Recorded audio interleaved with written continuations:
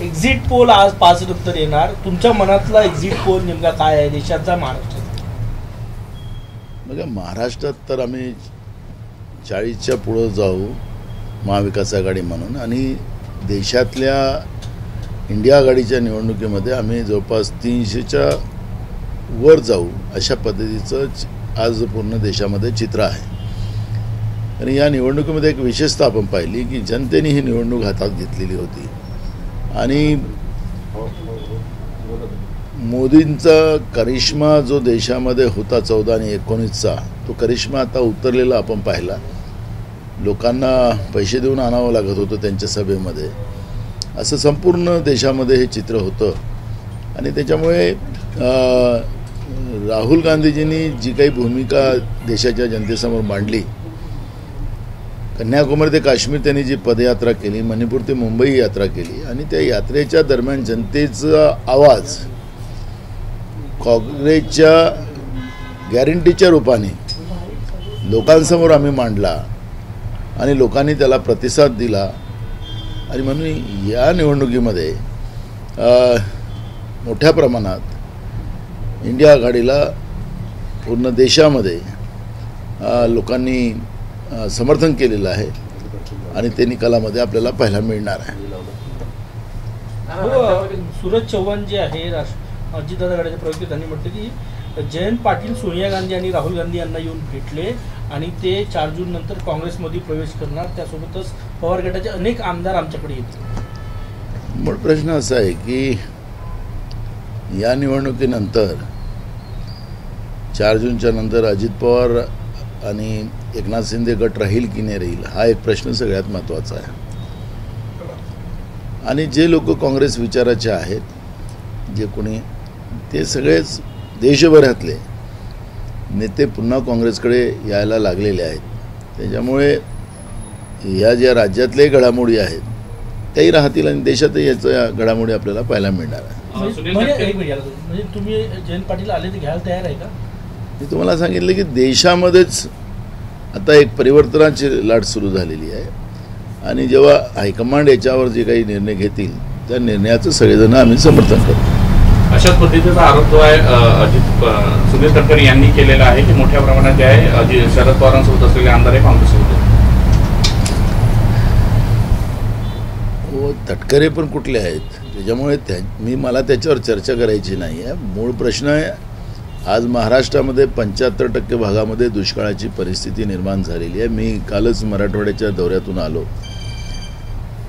त्यांच्या बगीचे पूर्ण त्यांचे जळलेत, शेती पिकं नाहीशी झालीत, पिण्याचं पाणी नाही, हे संपूर्ण महाराष्ट्रामध्ये आहे. आणि सरकारमध्ये बसलेली लोक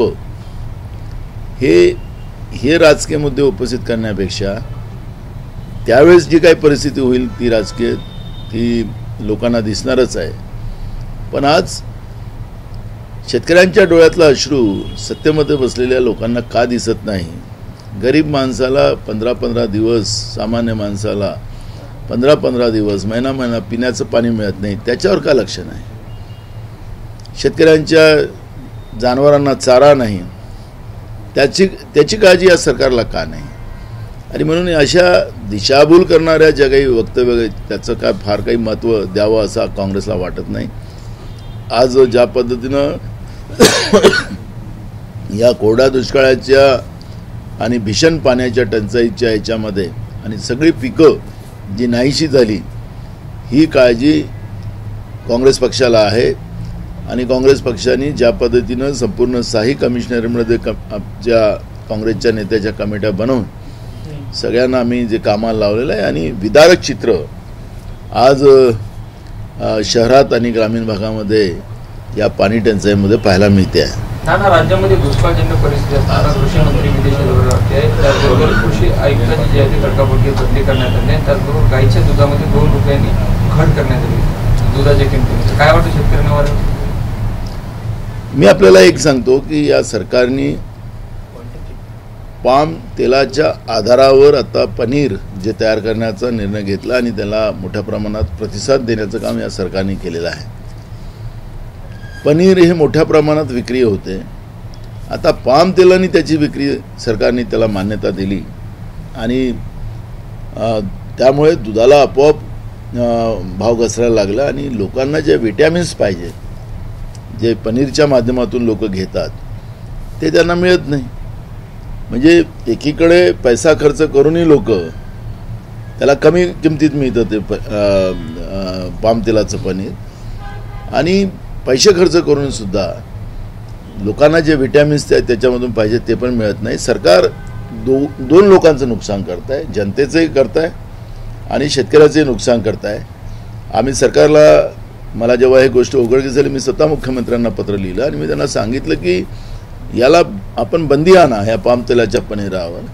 त्यामुळे लोकांच्याही स्वास्थ्याला आपल्याला ताकद देता येईल आणि शेतकऱ्यालाही 2 पैसे मिळेल. पण शेतकरी विरोधी धोरण हे भाजप-प्रणीत सरकारचं आहे, हे जे आम्ही सातत्यानं सांगतो, तो आरोप नाही, ही वस्तुस्थिती आहे. आणि म्हणून शेतकऱ्याच्या शेतीच्या मालाला किती कमी भावात त्याला विकता येईल या पद्धतीचं धोरण महाराष्ट्रातलं आणि केंद्रातलं सरकार करतंय आहे, हे चित्र आपण पाहतोय. अजित पवार यांच्या पुणे ऍक्सिडेंटबाबत 2 भूमिका. पहिले म्हटले की मी आयुक्तांना फोन केला होता निष्पक्ष चौकशी करायला, आज म्हटले की मी आयुक्तांना फोनच केला नाही. जी लोक भांबावलेली आहेत त्यांच्याबद्दलचं वक्तव्य करण्याची गरज नाही मला. मी सातत्याने ही गोष्ट सांगतो, राज्यातले दोन्ही उपमुख्यमंत्री या सगळ्या ज्या काही राज्यामध्ये जे कायदा सुव्यवस्था बिघडत चाललेला आहे त्या व्यवस्थेमध्ये यांचा सहभाग आहे आणि म्हणून यांनी राजीनामा द्यावा ही तातडीने मागणी आम्ही केलेली होती. आणि मुख्यमंत्र्यांनी महाराष्ट्रामध्ये, मग नागपूरमध्ये सुद्धा गर्भश्रीमंतांच्या मुलींनी या ठिकाणी 2 मुलांना दाबून जसं मारलं होतं आणि 10 तासात त्यांना बेल मिळायची व्यवस्था केली होती, त्यांचेही नमुने बदलवण्यात आलेले होते. जळगावमध्ये अजून त्याच्यापेक्षा घटना मोठी झाली. हा जो सिरियल महाराष्ट्रामध्ये गर्भश्रीमंतासाठी वेगळा कायदा आणि सर्वसामान्य लोकांसाठी वेगळा कायदा निर्माण करण्याचं काम, आणि त्यामुळे राज्यातला कायदा सुव्यवस्था हा जो संपुष्टात आलेला आहे त्याची दखल घेण्याची गरज आहे. पण मुख्यमंत्री पण सुट्टीवर चालले गेले. आखरी महाराष्ट्राच्या जनतेने बघावं कोणाकडे, हा प्रश्न आता या ठिकाणी निर्माण झालेला आहे. अधिकाऱ्यांच्या मनमानीमुळे अधिकारीशाही फोपवली चाललेली आहे आणि जनतेची, त्याच्यामध्ये सामान्य लोकांची लूट होत चाललेली आहे. त्यांचा जीवसुद्धा आज सुरक्षित नाही, अशी परिस्थिती आज महाराष्ट्रामध्ये आहे. आणि याला वारंवार आम्ही सरकारला हे सांगून, आणि त्या सरकारमध्ये बसलेले काही लोक आहेत ते म्हणतात की यांची नौटंकी आहे, म्हणजे लोकांचा जीव घेणं हे यांची नौटंकी आहे काय, असा प्रश्न लोक विचारतात. त्या सोशल मीडियावर मोठ्या प्रमाणात या सरकारमध्ये काही बसलेले लोक आहेत, त्या सरकारमधल्या लोकांवर लोक सोशल मीडियाच्या माध्यमातून मोठ्या प्रमाणात आपली प्रतिक्रिया व्यक्त करत असताना आपण पाहतो आहे. हे काही टिंगल किंवा राजकारणाचा विषय नाही आहे.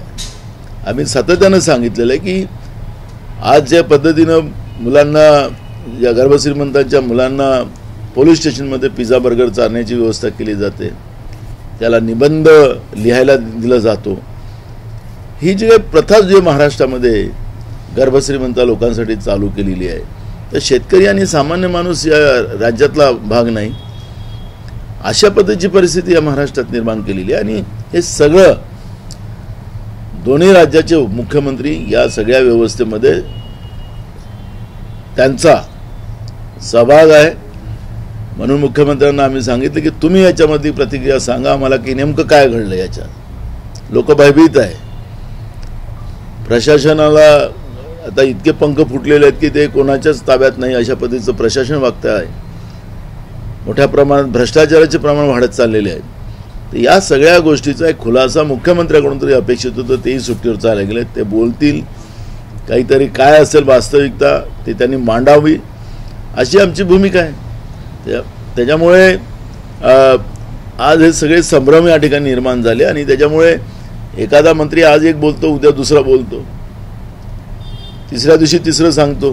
आता ते बरं झालं की त्या एका आमदाराचं पत्र राज्याच्या मंत्र्याकडे गेलं आणि डॉक्टर तावरेंचं पोस्टिंग कसं झालेलं ते त्याच्यातून ते प्रसिद्धीत आलं, त्यामुळे त्या मंत्र्यांनी मान्य केलं, नाही तर त्याच्यातही त्यांनी मान्य केलं नसतं.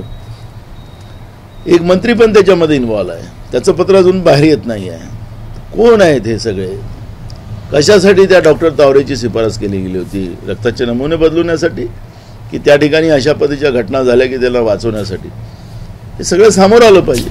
आता याच प्रश्नाला जोडून एक प्रश्न आहे. अजितदादा आज असे म्हणाले की अग्रवाल प्रकरणावरती जे मुख्यमंत्री एकनाथ शिंदे, फडणवीस आणि माझं पूर्ण लक्ष आहे, पण त्याचबरोबर टिंगरे जे आहेत ते पोलीस स्टेशनला जे गेले ते लोकप्रतिनिधी म्हणून गेले, त्यामुळे त्यांच्यावर जे आरोप होते बचाव केला एका प्रकारचा.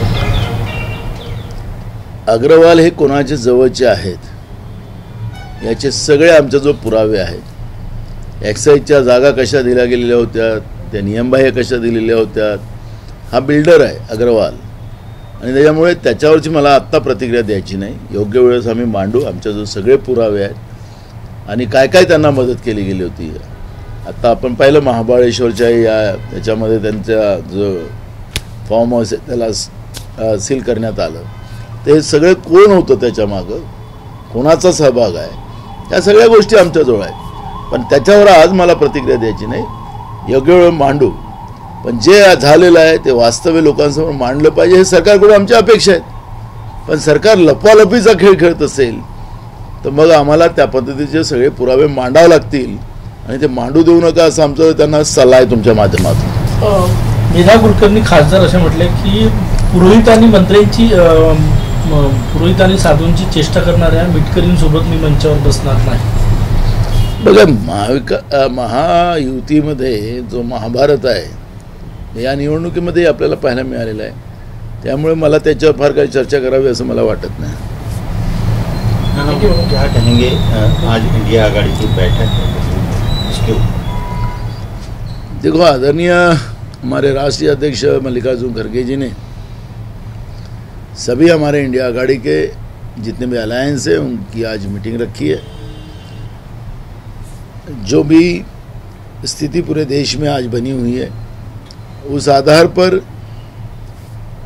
रिजल्ट के तुरंत बाद हमें क्या करना पड़ेगा, क्या नहीं, कैसे कैसे हम लोगों ने यूनाइटेड और मजबूत से देश के लिए होना है, इस विषय पर चर्चा आज रखी गई है. मुझे लगता है कि ये आज की मीटिंग बहुत सक्सेस मीटिंग रहेंगी, देश के हित के लिए रहेंगी. और चुनाव आयोग विशेष करके ये जिस तरह से पार्टी बनने जा रहा है वो ना बने, उसके लिए भी इंडिया आघाड़ी के कई नेताओं ने लास्ट टाइम भी उनको निवेदन दिया था. जो वोट बढ़ने के कारण जो थे उसके बारे में भी निवेदन दिया गया था, उसका स्पष्टीकरण अभी तक आया नहीं. और इस विषय पे भी चर्चा वहाँ होगी, क्योंकि लोकतांत्रिक व्यवस्था में लोगों के वोटों को गायब करना, लोगों के क्या क्या खेल होता है वो सबको पता है. तो ये लोकतांत्रिक व्यवस्था में ना हो, ये भूमिका इंडिया आघाड़ी की, उसके ऊपर भी चर्चा आज होगी. क्या पीएम पद के नाम की भी चर्चा हो सकती है? देखो, हमारे राष्ट्रीय अध्यक्ष जी मल्लिकार्जुन खड़गे साहब ने कल ही कहा है कि राहुल गांधी देश के प्रधानमंत्री बने. यह उनका वक्तव्य कल आया है. देश के तमाम कांग्रेस के कार्यकर्ता और देश की सामान्य जनता का भी यही उद्देश्य है कि राहुल गांधी देश के प्रधानमंत्री बने. लेकिन इस मीटिंग में वो चर्चा होगी कि नहीं होगी वो एजेंडा मेरे पास नहीं है. इंडिया आघाडीच्या बैठक होत्या दिल्लीमध्ये, त्यामध्ये पंतप्रधानांचा चेहरा कोण असेल इंडिया आघाडीचा हा ठरवला जाणार आणि महाराष्ट्रातून उद्धव ठाकरे यांचं नाव पंतप्रधान पदासाठी पुढे गेलं जाणार. आज इंडिया आघाडीची जी बैठक दिल्लीमध्ये आहे त्यामध्ये येणाऱ्या दिवसात जे 4 तारखेला जे निकाल येणार आहेत त्या निकालावर च्या नंतर, कारण की इंडिया आघाडीला या देशामध्ये लोकांच्या आशीर्वादाने बहुमत मिळेल अशा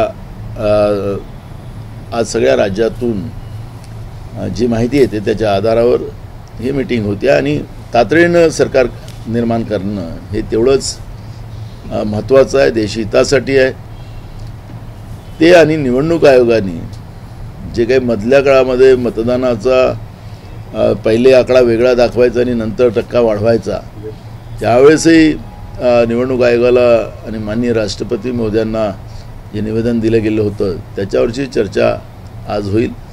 राहिलं की प्रधानमंत्र्याचा उमेदवार आपण कालच आमचे राष्ट्रीय अध्यक्ष मल्लिकार्जुन खरगे साहेबांनी राहुल गांधी हे देशाचे प्रधानमंत्री व्हावे अशी त्यांनी भूमिका मांडली आणि हे नुसतं काँग्रेस कार्यकर्तेच नाही तर देशातल्या जनतेच्या भावनासुद्धा राहुल गांधी देशाचे प्रधानमंत्री बनावे अशी आहे. प्रत्येकाला वाटतं की वेगळ्या वेगळ्या भावना होऊ शकतात, त्यामुळे त्याच्यावर आज काही चर्चा नाही. पण काँग्रेस पक्षाच्या वतीनं आमचे राष्ट्रीय अध्यक्ष मोदयांनी जी भूमिका मांडली त्याच भूमिकेला मी पुढे नेतो आहे. मानभाऊ, जितेंद्र आव्हाडांच्या प्रकरणामध्ये आता परत जेव्हा आपण वळून पाहतो आपल्याला काय वाटतं? तावातावाने जे काही घडलं योग्य होतं, संताप वाटतो की सहानुभूती? दोन गोष्टी आहेत की डॉक्टर बाबासाहेब आंबेडकरांच्या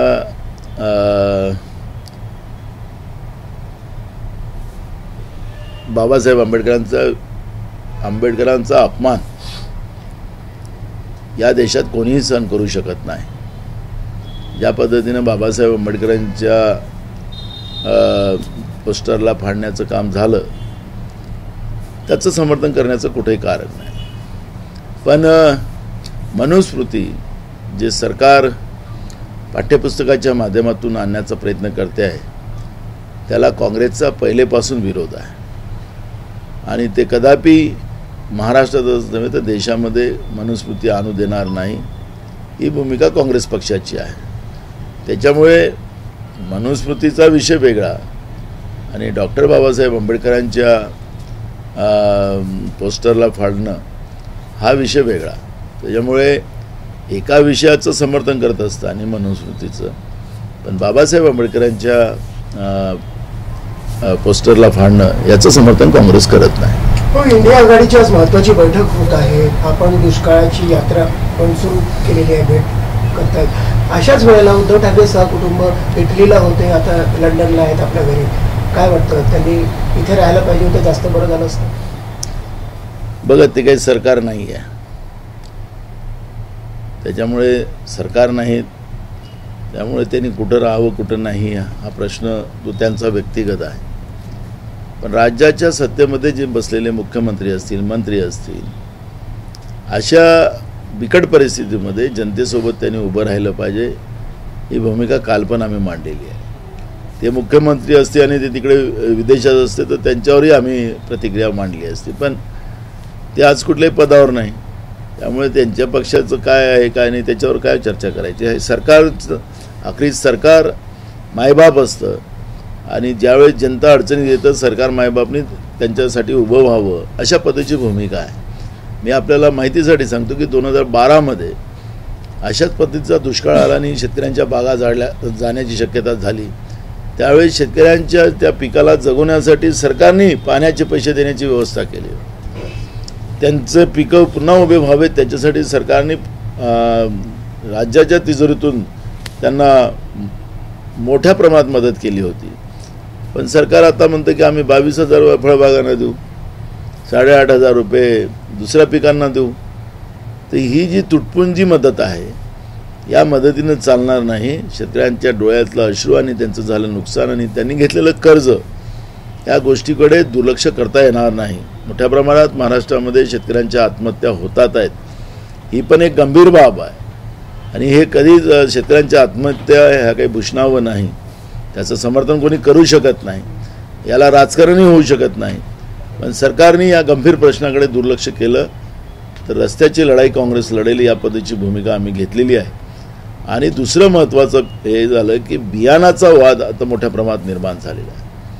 कापसाचं सोयाबीनचं बियाणं हे ब्लॅक मार्केटिंगमध्ये विकलं जाते आहे आणि त्याला सरकारच्याच मंत्र्यांचा इन्व्हॉल्व आहे अशा पद्धतीच्या काल लेखी तक्रारी आमच्याकडे मराठवाड्यामध्ये, बीड जिल्ह्यात, जालना जिल्ह्यात, संभाजीनगरमध्ये अनेक जिल्ह्यामध्ये माझ्याकडे आल्यात आणि अकोला जिल्ह्यामध्ये भर उन्हामध्ये एकीकडे जिल्हाधिकाऱ्यांनी सांगितले की उन्हात बाहेर कोणी निघू नये आणि एकीकडे बियाणाचं वाटप चालू केलं आणि उन्हात शेतकऱ्यांना उभं व्हावं लागलं आणि त्याच्यात त्याला दुकान बंद करावं लागलं. बियाचा तुटवडा, त्याच्यामध्ये ब्लॅक मार्केटिंग. आता शेतकऱ्यांनी जगावं कसं हाही एक प्रश्न या ठिकाणी निर्माण झालेला आहे. आता ज्वारी शेतकऱ्यांची निघालेली आहे, ती ज्वारीसुद्धा सरकार घ्यायला तयार नाही आहे आणि बाजारामध्ये 2000 रुपये भाव आहे आणि सपोर्ट प्राईस त्याचं जवळजवळ 3200 रुपये आहे, तो सुद्धा सरकार घ्यायला तयार नाही. धानाचा तोच हाल आहे. म्हणजे सगळीकडे शेतकऱ्यांना वाऱ्यावर सोडण्याचं पाप हे सरकार करताना आपण पाहतो आहे. थँक्यू. वो मैं ये एग्जिट पोल आज शाम से आने वाले हैं, क्या कहेंगे आप उसको? देखो, जो अंदाज आ रहा है 300 के पार इंडिया आघाड़ी की सीटें आएगी, ये अंदाज सभी राज्यों से आ रहा है और मुझे लगता है कि महाराष्ट्र में भी 40 के आगे महाविकास आघाड़ी की सीटें आएंगी. इस तरह का आज पूरे सीन है. पवन खेड़ा जो प्रवक्ता हैं कांग्रेस के, उन्होंने एक घोषणा की है कि कांग्रेस एग्जिट पोल डिबेट में न जाए, क्या कहेंगे?